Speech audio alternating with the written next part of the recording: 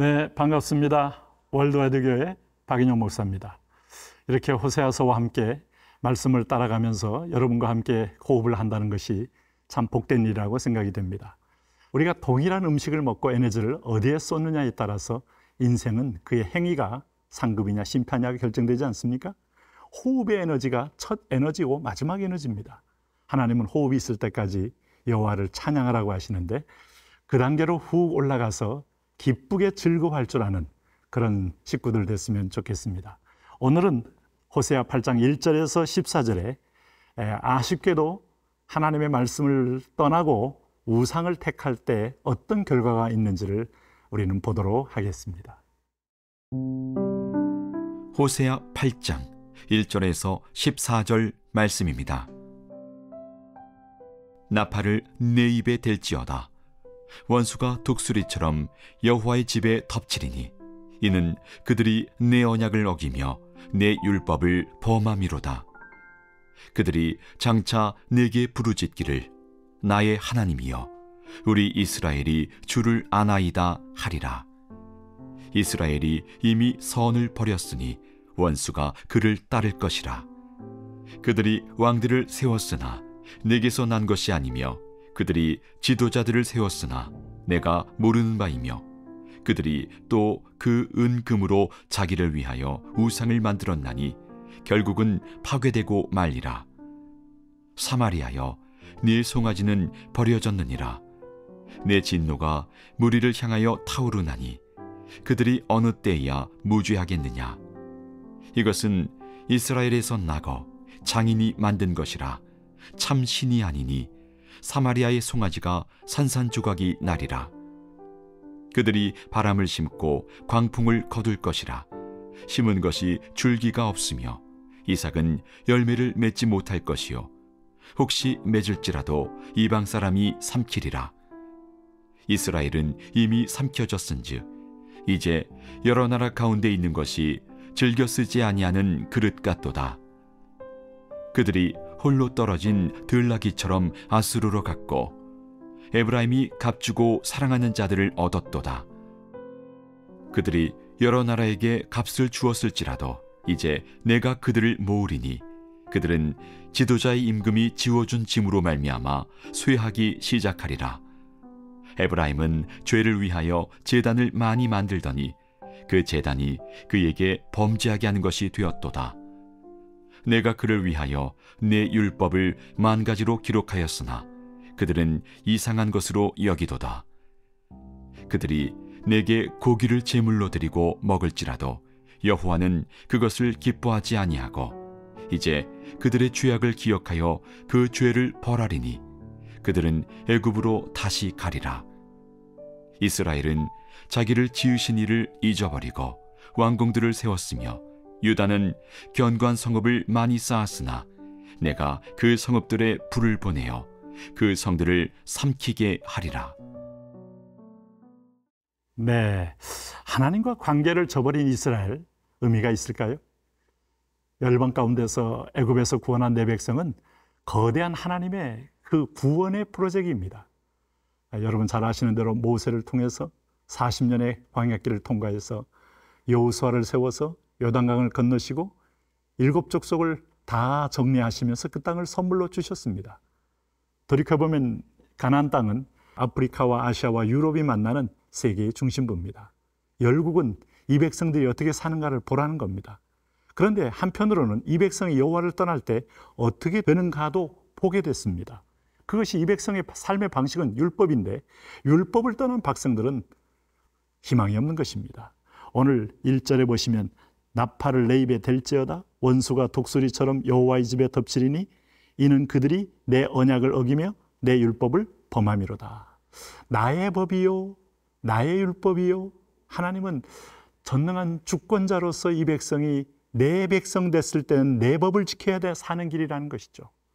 우리가 흔히 하는 말로 여러분 초고속 열차들도 탈선하면 얼마나 큰 사고 납니까? 레일 위를 달려야 합니다. 그러면 그게 150으로 달리든 심지어 450으로 달리든 그때서야 안전한 겁니다. 물고기는 역시 물속에서 제일 자유롭죠? 호흡 기능이 물속에서 물을 분해하면서 호흡을 하잖아요. 우리는 하나님의 방식이 있잖아요. 그 방식은 여호와 율법이다. 특별히 오늘 여기 2절을 보면 그들이 장차 내게 부르짖기를 나의 하나님이여 우리 이스라엘의 주를 아나이다.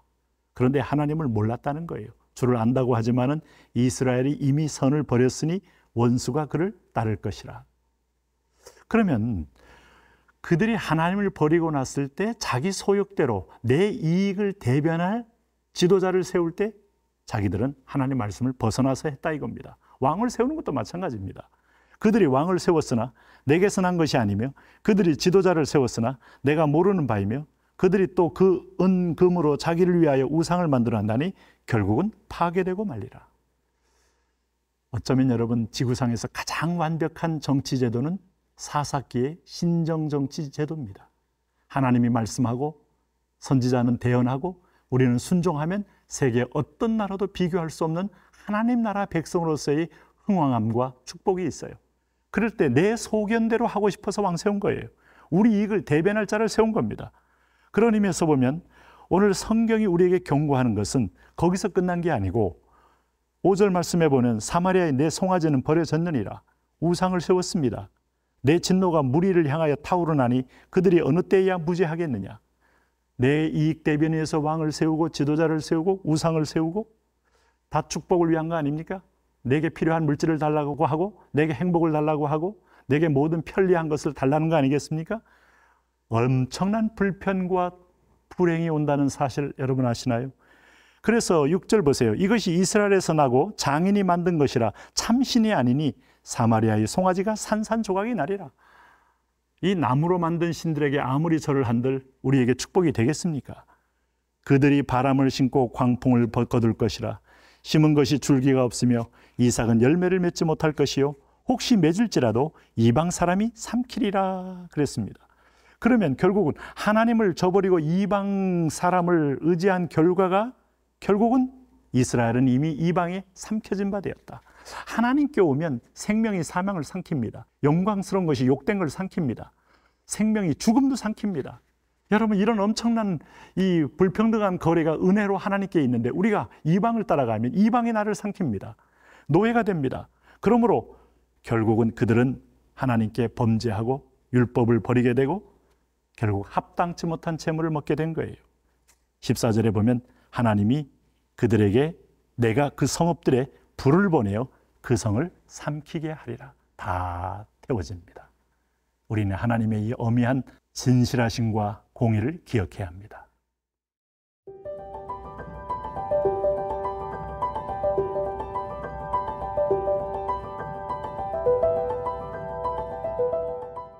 네, 성경 말씀을 묵상하다 보면 우리는 참 의문점을 갖습니다. 너무나 동일한 내용들이 신명기에서 또 사사기에서 심지어 여호수아서에서도 그리고 왕정시대 열왕기 상하서에서 끊임없이 반복되고 있습니다. 그럼에도 불구하고 사람은 잘 깨닫지 못하는 또 다른 신비함이 있어요. 여러분 자신을 믿지 마십시오. 심지어는 주변 사람들도 믿지 마십시오. 풀은 마르고 꽃은 시드나 여호와의 말씀만이 영영이 서고 말씀만이 나침반입니다. 말씀만이 다림줄입니다. 자, 이 백성들이 말씀을 떠나고 나니까 그 열매는 고스란히 떠난 자의 몫입니다.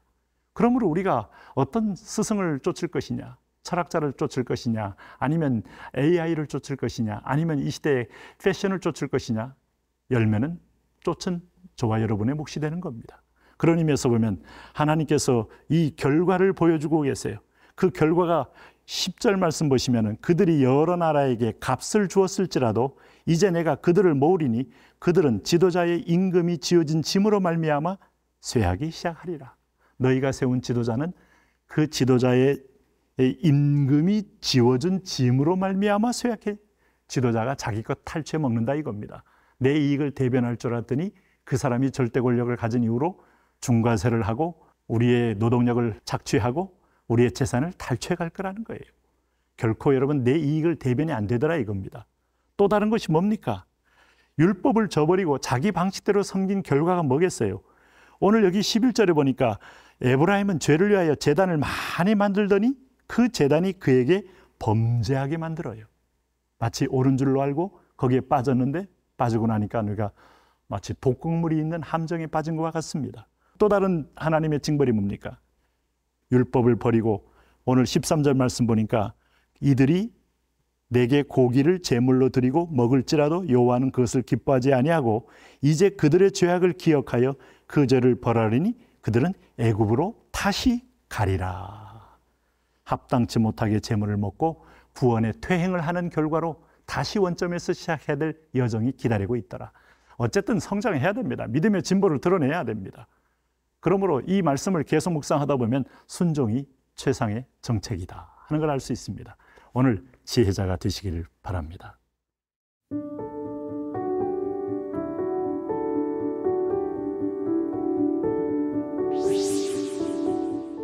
하나님 아버지, 내게 이익이 될 줄 알고 하나님을 떠나서 택했던 것이 나를 삼키는 결과를 보게 됩니다. 우리 하나님은 인자와 긍휼이 풍성해서 주시되 후히 주시고 은혜를 부으시되 풍성히 부으시는데 이 좋으신 아버지를 우리가 놓치지 말게 하여 주옵소서. 예수님 이름으로 기도합니다. 아멘.